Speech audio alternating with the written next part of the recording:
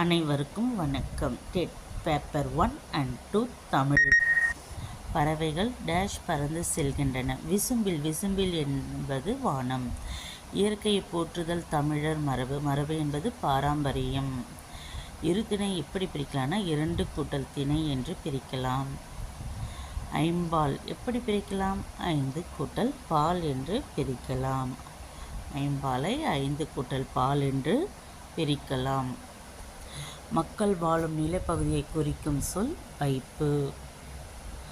என்றென்றும் எப்படி பிரிக்கலாம்? என்று கூட்டல் என்றும் பிரிக்கலாம்.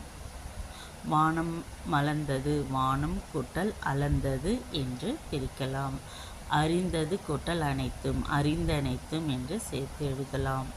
வானம் கூட்டல் அறிந்த, வானம் அறிந்த என்று சேர்த்து எழுதலாம். இதழ்களை குவிப்பதால் பிறக்கும் எழுத்துக்கள் உ ஊ. ஆயுத எழுத்து பிறக்கும் இடம் தலை. வல்லின எழுத்துக்கள் பிறக்கும் இடம் மார்பு. நாவின் நுனி அன்னத்தின் நுனியை பொருந்துவதால் பிறக்கும் எழுத்து இட்டு இன்னு. கீழிதழும் மேல்வாய்ப்பல்லும் இணைவதால் பிறக்கும் எழுத்து இவ்வு. மனிதன் காற்றையின்றி உயிர் வாழ்வது மிக்க கடினம். கிழக்கிலிருந்து வீசும் காற்றை கொண்டல் என்கின்றோம். கோடைக்காற்று திசையிலிருந்து வீசுவது மேற்கு. சங்ககால புலவர் காற்றை வழி என்று சிறப்பித்தவர் வெண்ணி கூத்தியார். கடுங்காற்றை மணலை கொண்டு வந்து சேர்க்கணும், காற்றின் வேகத்தை சொன்னவர் மதுரை இளநகனார். இந்தியாவில் மிகுந்த உயிரிழப்பு காற்றுனால இருக்கு 5ஆம் இடம் பெற்றுள்ளது. உலக காற்று நாளாக கொண்டாடப்படுவது ஜூன் 15. வண்டோடு பூக்க மணவாய் தென்றல் என்றும் கூறும் இலக்கியம் சிலப்பதிகாரம். வாய்வு வழக்கம் அறிந்து செறிந்தடக்கில் ஆயுள் பெருக்கும் உண்டாகும் அவர் கூறியவர் பிற்கால ஔவையார். 10 என்பது 8 தொகை நூல்களுள் ஒன்று. 10 என்பது புறப்பொருள் பாடல்கள் வீரம் கோடை சார்ந்த நூலாகும். 10 10 சேரர் மன்னர்களுடைய 10 புலவர்கள் பாடியார்.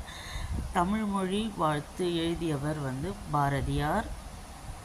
கவிஞர், எழுத்தாளர், இதழாளர், சமூக சீர்திருத்த சிந்தனையாளர் மற்றும் விடுதலை போராட்ட வீரர் என பன்முகம் ஆற்றல் கொண்டவர் பாரதியார்.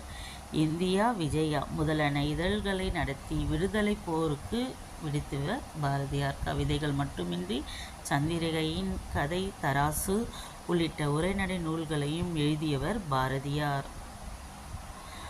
பாரதிதாசன் பாரதியாரை சிந்துக்கு தந்தை, செக்குமிழ் தேனி, புதிய அறம் பாட வந்த கவிஞன், மரம் பாட வந்த மறவன் என்றெல்லாம் புகழ்ந்து உரைக்கின்றார். உருப்பசியும் ஒவ்வா பிணியும் செருப்பகையும் சேராது இயல்வது நாடு என்று கூறியவர் திருவள்ளுவர். இமயத்தில் வில் பொறித்தவன் நெடுஞ்சேரலாதன். கடம்பர்களை வென்றவன் நெடுஞ்சேரலாதன். 10 2ஆம் பத்தியை பாடியவர் குமட்டூர் கண்ணனார். கைக்கிளைக்கு புறனாக அமையும் திணை பெருந்திணை. கைக்கிளைக்கு புறனாக அமையும் திணை என்பது பெருந்திணை ஆகும். கைக்கிளை ஒரு தலை காதல், பெருந்திணை பொருந்தாதது, ஒழுக்கமற்ற காதல். 8 தொகையில் அமைந்துள்ள புறத்திணை நூல்கள் 10 புறநானூறு. தமிழ்த்தாய் ஐம்பெருங்காப்பியங்களை அணிகலனாக அணிந்துள்ளார். பெரிய கப்பல் ஆழி மீது செல்லும். ஆழி என்பது இங்கு கடல். பெரிய கப்பல்கள் கடலின் மீது செல்லும் என்று குறிக்கின்றது. முத்தமிழ் எப்படி பிரிக்கலாம்னா 3 கூட்டல் தமிழ். 3 கூட்டல் தமிழ்னா 3 இயல், இசை, நாடகம் ஆகிய 3 தமிழ் பிரிவுகளை குறிக்கின்றது. தன் அலையால் சங்கினை தடுக்கிறது என்பது தன் என்பது கடலை குறிக்கும். 10 நூல் முழுமையும் எந்த திணையில் அமைந்துள்ளதுன்னா பாட்டான். வெற்றி போரை தொடங்கும் செயல். நுஞ்சினா போருக்கான ஆயுதம். பாட்டான் மன்னரை புகழ்ந்து பாடுதல். பொதுவியல் பொது பொருள் பற்றி சொல்கிறது பொதுவியல்.